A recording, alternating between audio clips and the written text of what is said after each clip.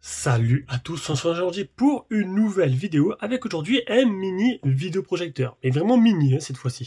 Donc pour ceux qui nous suivent, la marque Yoton nous envoie leur deuxième vidéoprojecteur, le premier, le Y7, que j'avais fait la vidéo, qui était plutôt pas mal, à une centaine d'euros, qui était correct, qui pourra vraiment dépanner dans certains cas, pour un enfant ou pour une chambre, pourquoi pas. Là, ils nous ont envoyé, voilà, c'est moi qui ai demandé, j'ai dit, j'ai vu un mini projecteur, une sorte de pico projecteur de poche, et je m'attendais pas en fait à recevoir ça. Donc c'est vraiment mini. Donc c'est, je sais pas comment vous montrer, mais voilà, alors pour ceux qui savent, pour ceux qui suivent, j'ai un autre vidéoprojecteur que je prends en voyage avec moi, qui lui fait 3-4 fois le double. Bon, la qualité quand même, parce que j'ai commencé à l'utiliser, la qualité, elle n'est pas comparable non plus. Je parle pas niveau image, mais je parle en général. Donc ce petit projecteur va faire le tour du propriétaire. Donc déjà c'est un petit pico projecteur, ou comme vous voulez l'appeler, de 189 euros.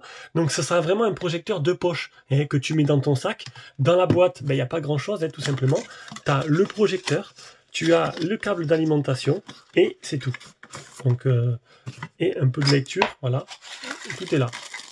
Un petit câble HDMI de lecture, un câble pour le brancher, tout simplement. Voilà. On va mettre ça derrière, on va continuer. Donc on va faire le tour de propriétaire. À l'avant, tu vas retrouver quoi? Une petite technologie DLP. Donc une petite lampe technologie DLP. Donc pour vous faire un peu résumer, donc la technologie la moins chère, c'est la LED. C'est là qui équipe tous les projecteurs les moins chers du marché, comme j'ai fait le Yoton Y7.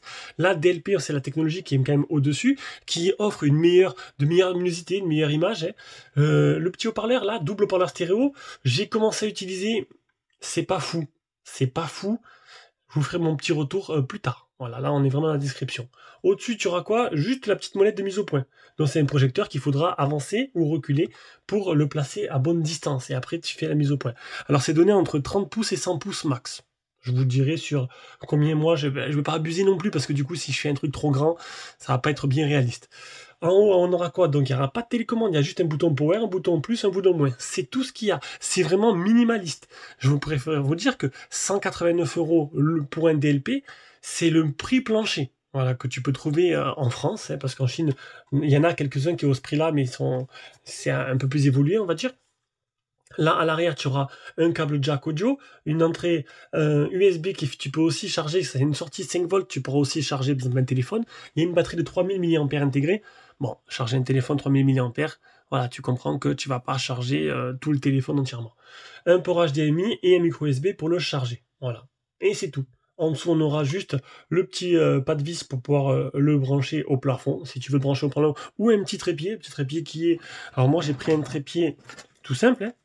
Hop, j'essaie de le choper à côté, tac. Un trépied tout simple, comme ça. Tu le visses là, et puis c'est tout. Voilà, très simple. Alors c'est vrai que c'est plutôt pratique, c'est un projecteur de voyage, je précise bien. Donc c'est un projecteur qui n'a pas d'OS. Ça veut dire qu'en gros, il faudra brancher un truc externe dessus.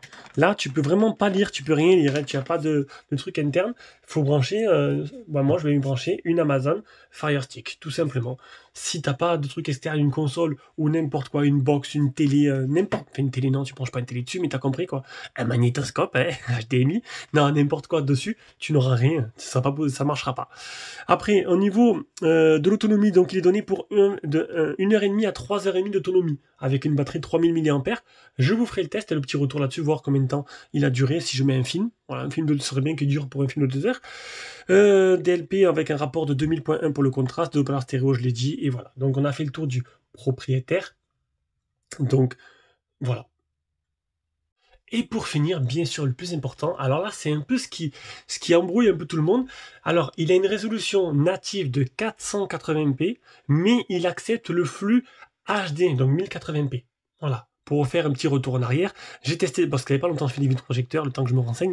Dernièrement, j'ai un autre projecteur comme ça de poche, qui marche très bien, qui est puissant, bon son, superbe son et tout, magnifique.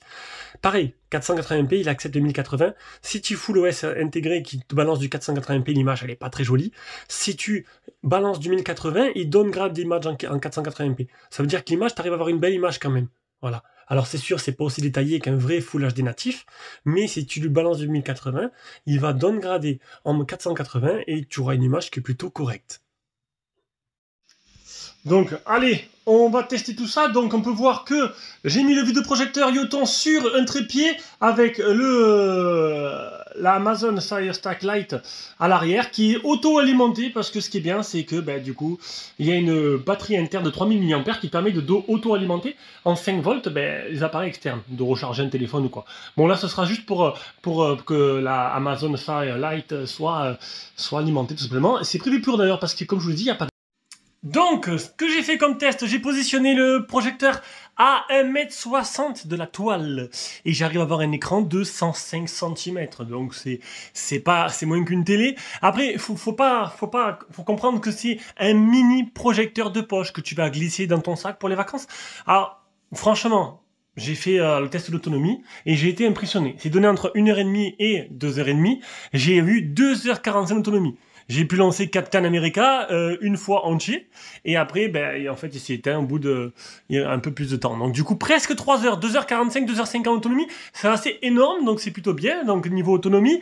Donc comme je vous l'ai dit, c'est un projecteur qui sera vraiment pour un usage vacances ou pour des enfants.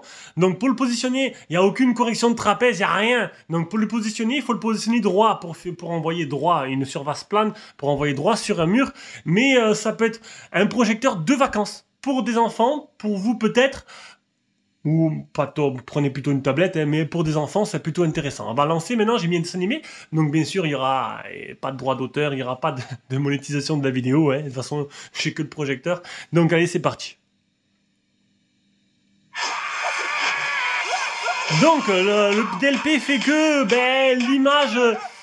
Alors là, le son, vous entendez le son à côté. Alors, autant vous dire que le son, il est horrible. Le son des haut-parleurs, il est horrible. Il est vraiment pas fort du tout. Je vous conseillerais vraiment d'utiliser tout simplement une enceinte externe. Parce que là, honnêtement, c'est pas du tout ça.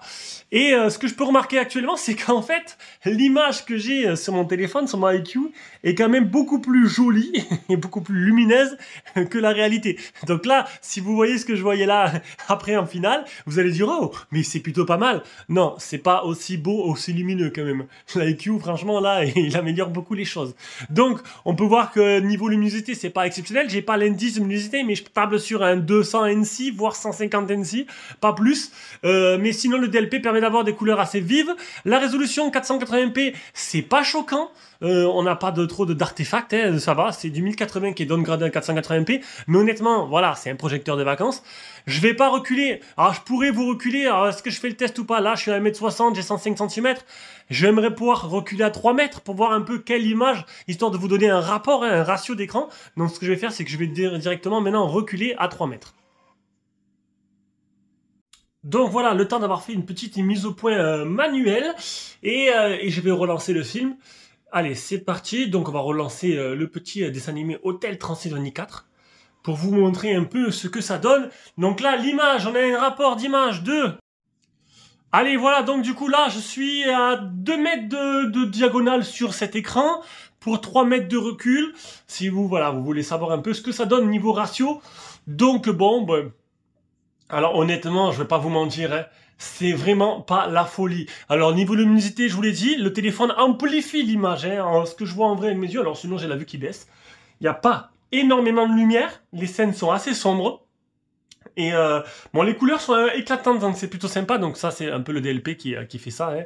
Mais voilà, donc je vous conseillerais, voilà, c'est un petit projecteur de voyage pour franchement mettre des diagonales pas très grandes si vous voulez, parce que la luminosité n'est pas exceptionnelle. Ma foi, ça fera le travail dans le petit, pourquoi pas dans une valise, hein, avec une autonomie qui peut monter jusqu'à 3 heures, 2h30, 2h45, ce qui est plutôt intéressant, qui vous permettra de partir et de pouvoir regarder en famille dans votre bungalow cet été ou quoi, un petit film sur une taille diagonale plutôt, voilà, faut pas non plus abuser, je vous l'ai dit, et c'est plutôt sympa. Bon, maintenant, niveau son, je vous l'ai dit, bon, il n'y a pas de bruit, hein. Le DLP ne fait pas de bruit, aucun ventilo dedans, rien, ça c'est plutôt bien.